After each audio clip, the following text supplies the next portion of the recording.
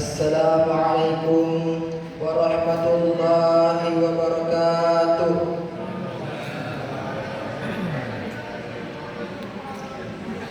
Bismillahirrahmanirrahim.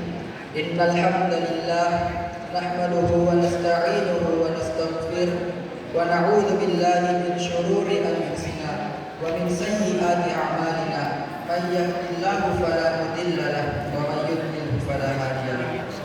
Asyhadu an la ilaha illallah wahdahu la syarika lahu wa asyhadu anna Muhammadan 'abduhu wa rasuluhu la nabiyya ba'dahu. Allahumma salli wa sallim wa barik ala sayyidina Muhammadin wa ala alihi wa sahbihi ajma'in. Wa ba'd.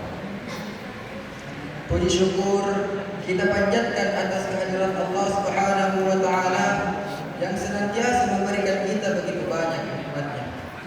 Baik itu nikmat kesehatan, nikmat kesempatan, terlebih-lebih lagi nikmat iman dan manusia Islam.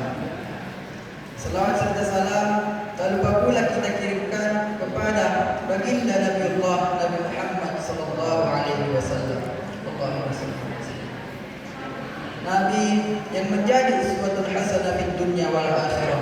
Nabi yang telah membawa kita dari zaman kegelapan menuju ke zaman yang terang benderang, atau dengan kata lain minaz zulumati ila nur. Insyaallah di dalam majelis yang mulia ini izinkanlah saya menyampaikan sebuah ceramah yang berjudul keutamaan bertaubat. Taubat adalah kata yang diambil dari bahasa Arab, yaitu taubat, taba yatubu taubatan, yang artinya bertaubat. Yang dimana ketika seorang hamba ingin bertobat kepada Allah Subhanahu wa taala, sudah pasti diterima oleh Allah. Dan perlu kita ketahui bahwa taubat itu terbagi menjadi tiga. Yang pertama, taubat tauhid. Taubat yang dilakukan karena takut dengan azab Allah Subhanahu wa taala. Kemudian yang kedua ialah taubat roja. Taubat yang dilakukan hanya karena mengharap dapat rahmat dan pahala dari Allah Subhanahu wa taala. Kemudian yang ketiga, taubat nasuha. Taubat yang benar-benar tulus dan tidak akan mengulangi kesalahan yang sama. Akan tetapi ada yang membaginya hanya menjadi dua. Yang pertama taubat nasuha dan yang kedua taubat ghairu nasuha. Ya ada kemakada taubat nasuha. Berbicara tentang taubat, pada zaman dahulu diceritakan bahwasanya ada seseorang yang telah membunuh 99 nyawa. Kemudian pembunuh ini ingin bertobat kepada Allah Subhanahu wa taala. Lalu dia pergi mencari penduduk bumi yang paling alim.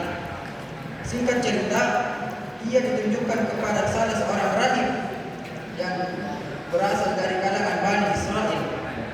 Kemudian dia mendatanginya dan berkata, "Saya telah membunuh 99 nyawa dan saya ingin bertobat kepada Allah.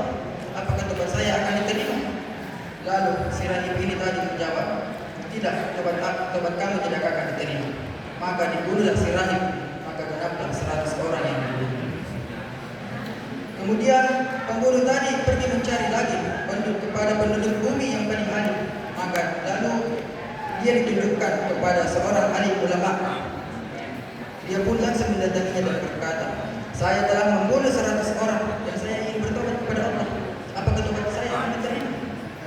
Maka orang alim ulama ini tadi mengatakan, "Ya, tobat kamu akan diterima. Lantas apakah yang menghalangi kamu untuk bertobat kepada Allah?" Kemudian orang alim ulama ini menyuruh, memerintahkan si pembunuh tadi untuk pergi ke suatu daerah yang dimana di daerah tersebut terdapat banyak sekali orang-orang yang beribadah kepada Allah Subhanahu wa taala.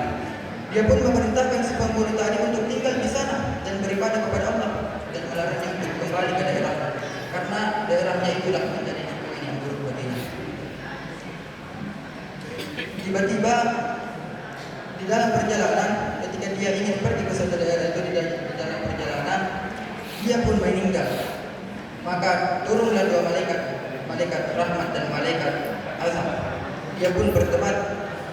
Malaikat rahmat mengatakan, "Dia telah datang kepada kami dan ingin menghadap kepada Allah Subhanahu wa taala." Lalu malaikat azab pun berkata, "Tetapi dia tidak pernah berbuat amal kebaikan sedikit pun." Maka datanglah satu malaikat yang berwujud manusia, lalu diangkatlah dia sebagai hakim dan berkata, "Kalau begitu, sekarang ukurlah jarak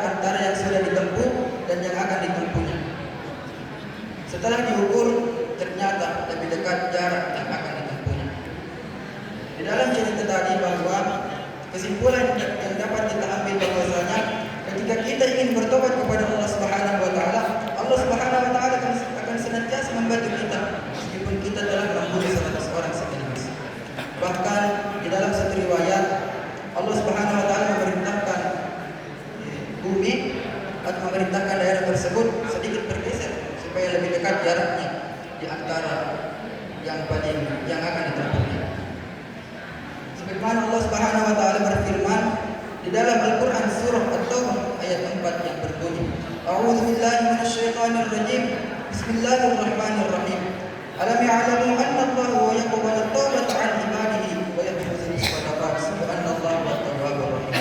Dan sekira-kira artinya, tidakkah kamu mengetahui bahwa Allah Subhanahu wa taala itu Maha menerima taubat dari hamba-hambanya dan menerima zakat. Wa anna Allaha huwa tawwabur rahim. Dan sesungguhnya Allah Subhanahu wa taala itu Maha menerima taubat dan Maha penyayang. Di dalam ayat ini menjelaskan kepada kita bahwa Allah Subhanahu wa taala itu Maha menerima taubat. Oleh karena itu marilah kita menjadikan bulan Ramadan ini sebagai bulan yang bertobat, sebagai bulan yang kita jadikan untuk bertobat kepada Allah Subhanahu wa taala. Karena manusia tidak luput dari yang namanya kesalahan. Sebagaimana Rasulullah SAW pernah bersabda dan diriwayatkan oleh Imam Bukhari yang berbunyi Bismillahirrahmanirrahim. La yaliku min ahadikum yawman illa kana fi khata'un. Yang sekira-kira artinya tidak ada di antara seorang pun kecuali mereka memiliki kesalahan. Kemudian hadis kedua yang berbunyi yang diriwayatkan oleh Imam Tirmizi, kullu bani Adam khata'un wa khairul khata'ina tawwabun. Yang sekira-kira artinya setiap anak cucu Adam pasti ada yang berbuat kesalahan. Dan sebaik-baiknya kesalahan tersebut ialah dia ingin bertobat kepada Allah Subhanahu wa taala. Sebagai kesimpulan bahwa kesalahan adalah bagian kelemahan dari manusia. Oleh karena itu yang paling penting adalah ketika kita berbuat kesalahan, kita ingin bertobat kepada Allah Subhanahu wa taala. Demikianlah cara singkat yang sempat saya sampaikan. Lebih dan kurangnya mohon maaf. Wabillahi taufiq was sa'adah. Wassalamualaikum warahmatullahi wabarakatuh.